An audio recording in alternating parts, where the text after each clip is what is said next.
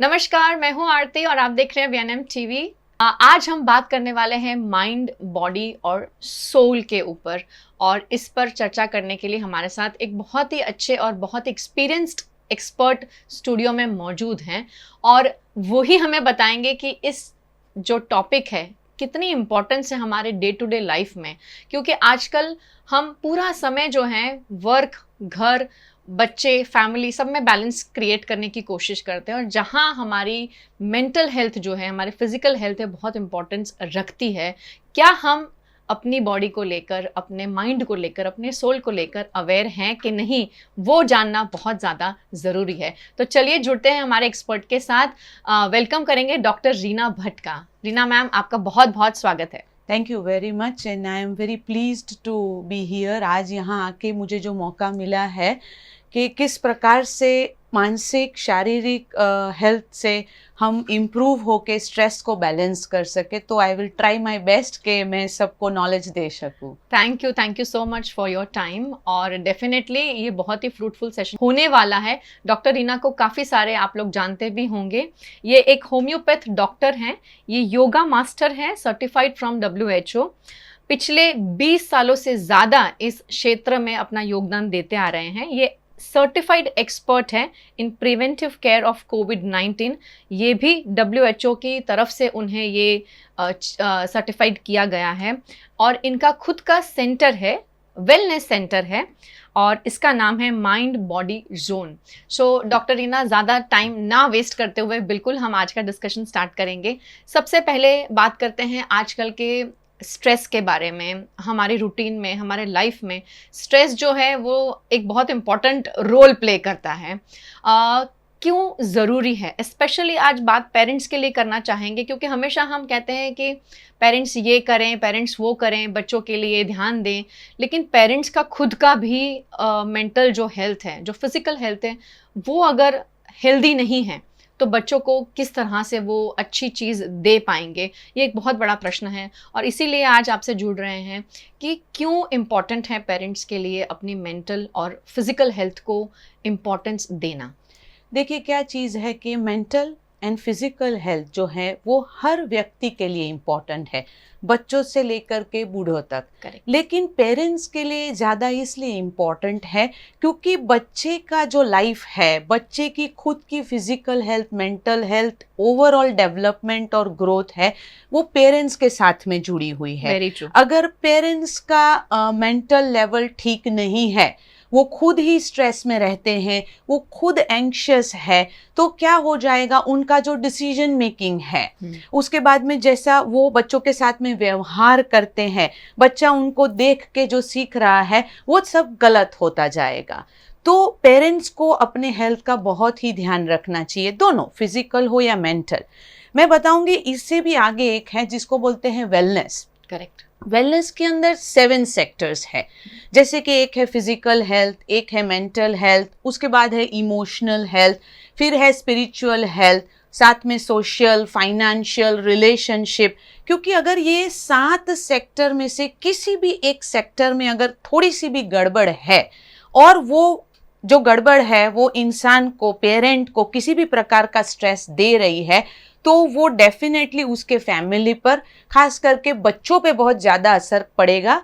क्योंकि बच्चे ये डेप्थ ऑफ लाइफ नहीं समझते उतना। वो अपने पेरेंट को अपने साथ का क्या व्यवहार है वो देख के वही हिसाब से वो परसीव करते हैं। सो बहुत ही इम्पॉर्टेंट है कि ये सारे सेक्टर में हम अपने आप को हेल्दी रखें। राइट। मैं एक एग्जाम्पल दूंगी कि जैसे कि एक लेडी है, 45 इयर्स की है, मेनोपॉज से जा रही है, अभी उसका बच्चा है 10, 12 या 15 साल का, जिसको इसके बारे में ज़्यादा नहीं मालूम है।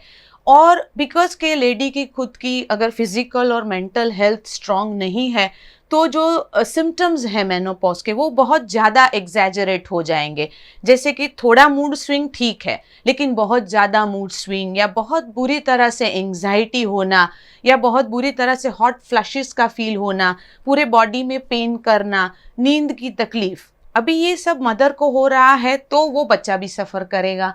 तो ये बहुत ही इम्पॉर्टेंट है कि हम अपने शरीर का और मन का बराबर से ध्यान रखें ताकि हम अपने बच्चों को प्रॉपर टाइम दे पाए, क्वालिटी टाइम दे पाए और उनकी हेल्थ का हम ध्यान रख पाए। क्योंकि आज अगर वो लोग मेंटली स्ट्रांग नहीं बनेंगे तो वो आगे जाके जब बड़े हो जाएंगे तब उनको ये सब चीज़ें फिर से प्रॉब्लम की तरह सामने आ जाएगी। सो हर पेरेंट्स को मैं रिक्वेस्ट करूंगी कि एक लेवल पे स्ट्रेस को कट ऑफ करें, क्योंकि स्ट्रेस तो क्या है, आता ही रहता है। It's like a reaction to the situation. शायद मेरे लिए जो स्ट्रेस है वो शायद आपके लिए ना हो, आपके लिए जो है वो किसी और के लिए ना हो। तो मतलब जो सिचुएशन है उसको कितनी सहजता से, बैलेंस रूप से आप उसको मैनेज करें और वो चीज़ आपके बच्चों के ऊपर रिएक्शन के रूप में ना आए, वो आप खास ध्यान रखिए। क्योंकि क्या है कि कई बार ये तो आपका खुद का हो गया, उसके बाद में दूसरे पेरेंट्स भी जो बातें करते हैं, या तो जिस तरह से एजुकेशन सिस्टम है, या तो जिस तरह से मीडिया सिस्टम आगे बढ़ रहा है, जैसे आज हर बच्चे को मोबाइल चाहिए, तो ये स्ट्रेस पहले के ज़माने में नहीं था। लेकिन आज हमारे एज अ हम पेरेंट जब है तो हमारे सामने ये बहुत बड़ा स्ट्रेस है कि ये कैसे हम बच्चों को मना करें। पर कोई बात नहीं है, सिचुएशन ये है या वो है, ultimately it is to balance it positively. तो जितना हो सके जब आप बच्चों के साथ में हैं, बच्चों के पास में हैं, तो उसमें आप ध्यान रखिए कि कम से कम नेगेटिव सेंटेंसेस का, नेगेटिव स्टेटमेंट्स का आप कम प्रयोग करें। चीज़ों को सिखाने के लिए आप सजेस्टिव वे ले, तो क्या होगा, बच्चों के ऊपर भी आपके स्ट्रेस का असर कम पड़ेगा। कुछ भी चीज़ अगर आपको स्ट्रेस दे रही है तो उसे थोड़ी देर साइड में रखिए, क्योंकि बच्चा जब आपके पास में है तो वो टाइम आप उसके प्रेजेंस को हैप्पी बनाइए। करेक्ट। जैसे हम क्या सोचते हैं कि हमारे बच्चे को हम खुश देखना चाहते हैं, हाँ, तो बच्चा भी हमको क्या देखना चाहता है, खुश देखना चाहता है। अगर वो हम नहीं कर पा रहे हैं तो उसे वो एजुकेशन हम कितना भी बढ़िया दे रहे हैं, कितना भी अच्छा टॉय दे रहे हैं, उसे वो मटीरियलिस्टिक लाइफ से कुछ नहीं चाहिए। उसे चाहिए आपका क्वालिटी टाइम और प्यार। So that is what is important, that only the physically and mentally strong parents can give you. अगर आपको मालूम पड़ा है कि किधर पे ये पिकनिक जा रहे हैं पूरे पेरेंट्स के साथ में और आपकी तबीयत काम नहीं कर रही, तो आपका क्या होगा कि आप बच्चों को मना कर देंगे कि भाई हम नहीं जाएंगे क्योंकि मेरे को घुटनों में दर्द है, मेरे को बैक में दर्द है, मैं आपके साथ में नहीं खेल पाऊंगा, मैं बैठ के देख रहा हूँ। तो बच्चा कैसा फील करेगा कि क्यों मेरा फादर मेरे साथ में या मेरी मदर मेरे साथ में नहीं खेल रहे हैं। तो इसके लिए ये बहुत ही इम्पॉर्टेंट है कि आप अपने फिजिकल बॉडी को फिट रखें, माइंड को साउंड रखें, और उसके लिए जो भी सिस्टम है, जैसे योग का उपयोग करें, मेडिटेशन है, एक्सरसाइज है, फिटनेस रेजिम है, गुड बैलेंस डाइट है, तो वो करने से you can maintain your good physical and mental health which will affect your child also. क्योंकि अगर आप हेल्दी खाना खा रहे हैं तो आपका बच्चा आपको देख रहा है, वो भी हेल्दी खाना खा रहा है। वो बताने से ज्यादा ऑब्जर्व करता है, because 90% of the perception is through the vision. और बच्चों का ऑब्जर्वेशन पावर बहुत बहुत बहुत पावरफुल होता है। 90% they learn from observation and 10% from your words. That is the only thing. तो जब आप सिखा रहे हैं तो बताने की जगह उसे करके दिखाएंगे कि मैंने इस प्रकार से अपने लाइफ को हेल्दी बनाया, मैं रोज एक्सरसाइज कर रही हूँ, मैं प्रॉपरली फ्रूट ले रही हूँ, वो देख के सीखेगा। तो आप अपनी खुद की हेल्थ का थोड़ा कमांड लेके अपने आप को स्ट्रांग बनाएंगे तो बच्चा अपने आप से आपके साथ में स्ट्रॉन्ग, हेल्दी, हैप्पी, डेवलप्ड बनता जाएगा। ग्रेट, बहुत ही सही बात फोकस की है डॉक्टर रीना ने। और सबसे पहली बात जो उन्होंने आई थिंक बहुत ही इंपॉर्टेंट कही है वो है वेलनेस के जो 7 सेक्टर्स उन्होंने डिस्क्राइब किए। दूसरी बहुत इंपॉर्टेंट बात है कि as a mother I think हम कहीं ना कहीं अपनी फिटनेस को इम्पॉर्टेंस नहीं देते हैं। हम सोचते हैं कि ये ज़्यादा इम्पॉर्टेंट है, ये इम्पॉर्टेंट है, फिटनेस हमेशा पीछे रह जाती है। पर बहुत ही करेक्टली कहा कि एज अ पेरेंट जब हम चीज़ों को राइटली अपने दिन में करते हैं, जैसे कि फिटनेस का ध्यान दिया, अच्छा खाना खाया, अच्छी चीज़ों पे बात की, अच्छा सोचा, तो वो ऑटोमेटिकली जो है वो बच्चा देख रहा है। और जब वो आपको देखता हुआ देखता है या सोचता है कि अच्छा पेरेंट्स ऐसे कर रहे हैं, मम्मा एक्सरसाइज करिए, पापा मेडिटेशन कर रहे हैं, तो आई थिंक बच्चों को कहीं हमें फोर्स करने की ज़रूरत नहीं है। पड़ेगी, yes. ऑटोमेटिकली वो भी इसी दिनचर्या का हिस्सा बन जाएंगे, और पेरेंट्स करेंगे तो बच्चे उसको फॉलो करने की ज़रूर कोशिश करेंगे। Very well said. और आपने आई थिंक मेरा जो नेक्स्ट क्वेश्चन था वो भी काफ़ी हद तक इसमें कवर कर लिया है कि जब हम बात करते हैं कि माइंड है, बॉडी है, सोल है, ये बातें बहुत बड़ी बड़ी होती हैं, लेकिन इसे कनेक्ट कैसे किया जाए, इसमें बैलेंस कैसे क्रिएट करा जाए। आजकल बहुत बड़े बड़े मॉन्क्स हैं, बुक्स हैं, they are Yes. Out in the markets कि आप ये पढ़ें तो इससे क्रिएट हो जाएगा वेलनेस, पर आई थिंक ऐसा होता नहीं है, क्योंकि प्रैक्टिकली जब हम देखते हैं, जैसे आपने कहा कि हर किसी की लाइफ के स्ट्रेसेस अलग हैं, जो मेरे लिए है वो आपके लिए नहीं है, जो आपके हैं वो मेरे नहीं है। ऐसे कितने लोग होंगे कि जिनके फैमिली सिचुएशंस भी अलग हो रही हैं। तो ये सब चीज़ों को ध्यान में रखते हुए वर्क लाइफ, फैमिली लाइफ में बैलेंस किस तरह से, अगर आप थोड़े से हमें पॉइंट्स बताएं जो Yes, क्विकली yes. हम एक्सेप्टेबल और प्रैक्टिकल हों पेरेंट्स Yes. के लिए, कैसे तो करेंगे? बहुत ही इम्पोर्टेंट है, जैसे आपने बोला कि माइंड, बॉडी एंड सोल, जी, तो ये समझ लीजिए कि ये 3 मोती है राइट। जो आपको गॉड ने दिए हैं। एक आपका शरीर दिया है एज अ इंस्ट्रूमेंट, दूसरा है आपका मन जो आपको सोचने की शक्ति देता है, और तीसरा है आत्मा जो संतोष देता है। अभी सोच लीजिए कि मुझे ये बीड्स को अपने गले में पहनने हैं, तो मैं ऐसे ही नहीं पहन सकती। मुझे क्या करना पड़ेगा, उसको एक स्ट्रिंग के थ्रू पास करना पड़ेगा, फिर उसकी अच्छे से टाई करके मुझे पहनना पड़ेगा। तो समझ लीजिए कि अगर बिना थ्रेड के आप ये तीनों मनकों को साथ में अलाइन करना चाहेंगे तो वो गिर जाएंगे। करेक्ट। एक बार शरीर गिर गया, फिर उठाया तो मन गिर गया, फिर उठाया तो शायद आत्मा गिर गई। तो मतलब क्या चीजें, इनको एक स्ट्रिंग में लगाने के लिए वो स्ट्रिंग क्या है? करेक्ट। तो वो है हमारी सांस। Right. So if you want to get the balance, body, mind and soul का जो बैलेंस है, संतुलन है, उसको क्रिएट करने के लिए संपूर्ण ध्यान हमें अपनी सांसों पे लगाना है।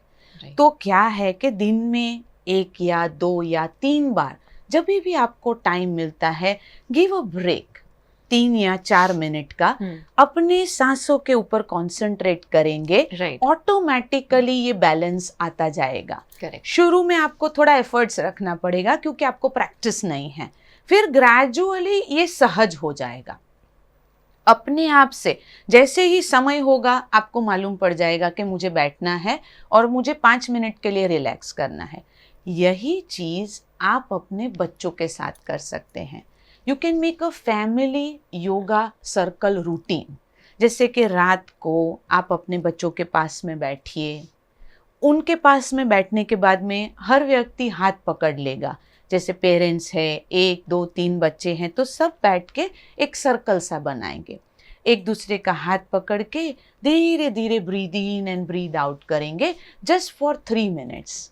उससे क्या होगा, एक दूसरे की पॉजिटिविटी एक दूसरे को पास होगी, वो माइंड जो है वो रिलैक्स होगा, वो अफेक्शन लेवल बढ़ेगा, केयर टेकिंग बढ़ेगा। तो ये जो है family circle with yogic breathing अगर आप करते हैं तो उससे आपका खुद का तो माइंड बॉडी सोल एक बैलेंस हो जाएगा, साथ में बच्चे का भी उसका भी बैलेंस हो जाएगा। Right. बच्चों को जितना हो सके उतना, अगर वो कुछ एक्टिविटी कर रहे हैं तो उसके साथ में इन्वॉल्व होने की कोशिश करिए। भले आपको शायद वो स्पोर्ट्स ना भी आता हो, लेकिन आप समझने की कोशिश कर रहे हैं, या तो उसके बता रहे कि हाँ आप कर रहे हैं तो सही है, करिए, चालू रखिए, मैं ट्राई कर रहा हूँ, तो उससे उसका भी कॉन्फिडेंस बढ़ेगा, जिससे ये हार्मनी बढ़ती जाएगी। बिकॉज अभी क्या है, फैमिलीज के अंदर हार्मनी बहुत कम होती जा रही है। जो टाइम माँ बाप दे रहे हैं वो क्वालिटी दीजिए। I will give you a formula of 9 minutes. सुबह में जब बच्चों को उठाते हैं, दैट्स द बेस्ट टाइम, क्योंकि वो अभी फ्रेश माइंड से उठे हैं, और हम उनको अगर टाइम दे दे, उनका टेक केयर करे, तो वो लव और केयरिंग फील आएगा। उसके बाद में कोई भी एक मील आप सोच लीजिए आपको कौन सा कंफर्टेबल है। Generally dinner is the correct time, क्योंकि रात का खाना जनरली सब लोग साथ में लेते हैं।